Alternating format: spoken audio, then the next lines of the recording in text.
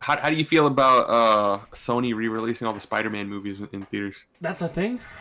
Oh yeah, Yeah, yeah. yeah, It is a thing. I don't mind it. Sure. I mean, we'll watch it. yeah.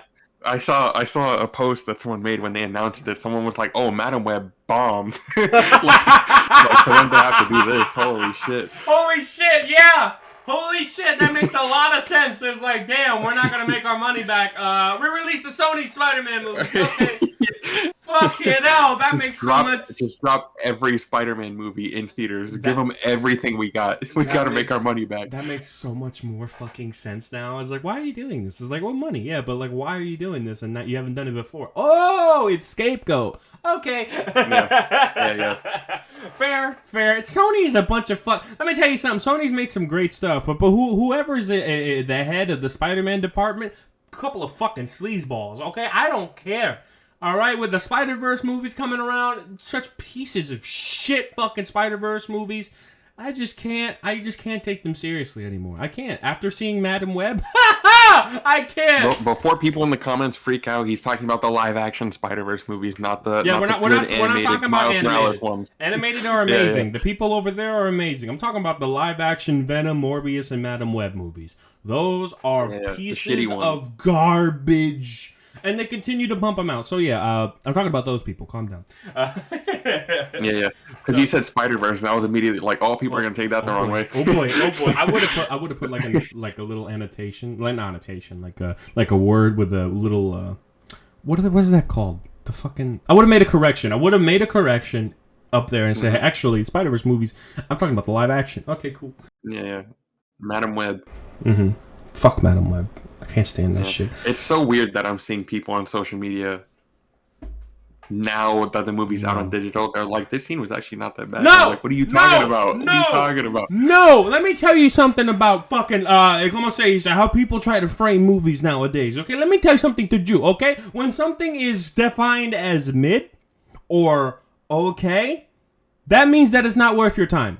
Not that, oh, it's, you can watch it and it's okay. No. If the general consensus is that something is mid or it's acceptable, that means that the movie wasn't insulting. As in, the movie was bare bones okay. Now, me personally, this is talking about me. I value my time. And so when I go out to watch something or play something on a video game or listen to an album or whatever, I try to watch, listen, and play the best. I try to play the games that are truly worth my time and worth my money and support. You know why? Because I value my very limited time on this earth. Alright, so when I see shit like, Kung Fu Panda 4 was mid, it was alright, it was okay. It's like, okay, well, I'm not gonna go out to theaters and watch it. Because why would I go out and watch an average film when I can stay in and watch amazing fucking films that are in the top 250 of IMDb? You know? It's just not worth my time. It's just not. Now, I'm not saying you shouldn't watch a bad movie or an acceptable movie here and there. You have to take risks, and that's fine.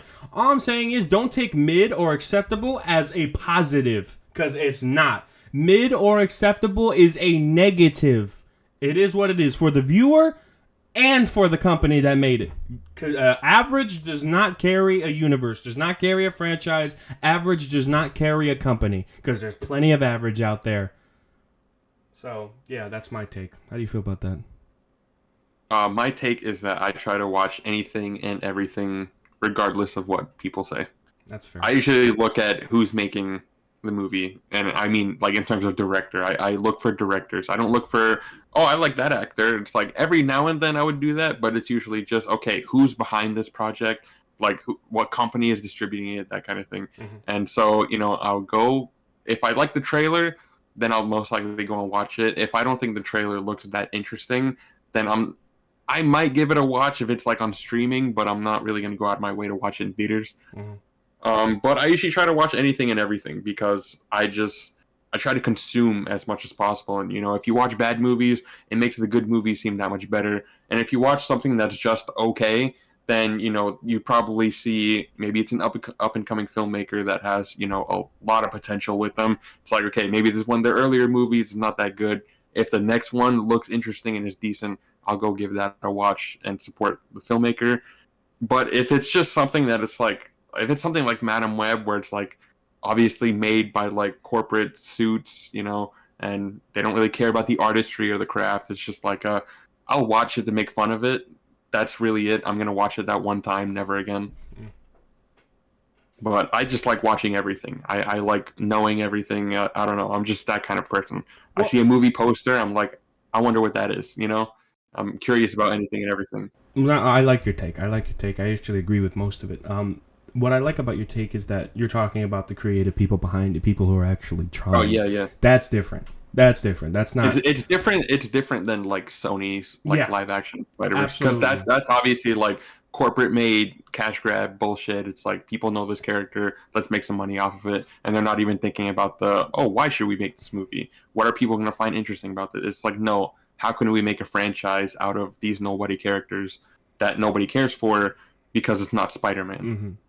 And they're not giving the fans what they want. They're just seeing dollar signs every chance they get. They're cheaply made movies that are very, they're like under 2 hours or just about 2 hours. They push them out to theaters. They know people or diehard fans are going to go see them. They make money off of that, and then that's it. And they go make the next one, rinse and repeat. And so those I don't support. I only watch them to make fun of them. That is it. I don't watch them because of like, oh, I think this movie's going to be good. It's like, no, if I see Sony Pictures in association with Marvel, that's going to be like the biggest bullshit I've ever seen in my life. And it's going to be kind of funny.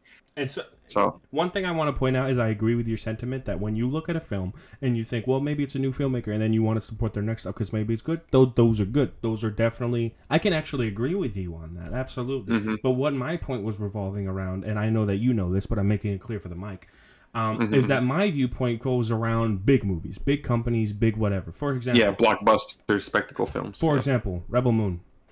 I'm never going to watch that shit. You know why? Because I never liked Zack Snyder as a director. I just haven't. As a DOP? Yeah. As a guy who writes his stories? No. Never have. So I'm not going to watch his newest stuff, because if people say unless people are saying Zack Snyder has changed and he's done this for the better, which no one did, then I'm just not going to watch it. It's not worth my time. Another thing that's not worth my time, not really, is the fucking the Godzilla X Kong movies and shit. They're just not worth my time and money. I might go out there and watch it in Dolby with a friend just for like the spectacle of it, and maybe if a friend wants to see it. But me personally, if I had to choose, I'd never put a dime towards that, because it's just not what I love in cinema. What I love in cinema is intent, is deep subject matter, great character work. Just seeing the spectacle of a big CGI battle, guess where I can see that? YouTube. A few weeks after the movie comes out, I can just watch the scenes on YouTube. Why I gotta pay all this cash just to see something I can see on YouTube? Fuck off. So here's the thing. A lot of people don't understand that those big CGI battles, or like the saber fights in Star Wars, the prequels, those make up a very small percentage of the film. The other the other 2 hours and 20 minutes of the film is shit that you don't like seeing. Like, we don't like seeing the people shit in Godzilla. No one cares about those characters, yet they take up the majority of the film. So you're telling me that the majority of the film isn't worth my time? Then why should I go see it? That's it. It's just dumb. You know what I mean? Como se dice? Like you said, that when it comes to like a new filmmaker or like a new intellectual property, of course, take a chance. That's different. You know what I mean? When I see these crazy big corporation, big budget movies, and I see how much lack of care there is and how many addictive chemicals they pump into it, like fast food, it's not worth my time. I don't want to support it. And that's the truth. So that's what I have. That's my take. I appreciate you sharing. Anything else you wanted to say about that before we move on? No. Okay. Just, I respect either way. If you want to watch movies that are only worth your time, go for it. If you're like me and you want to watch everything, do that too. Yeah. You might find some really good movies, and you might find some really bad, shitty ones that you can recommend to friends. And that's just for the fun of it. Indeed, and that's the duality of it, right? Is that people like me who want to make sure their time isn't wasted.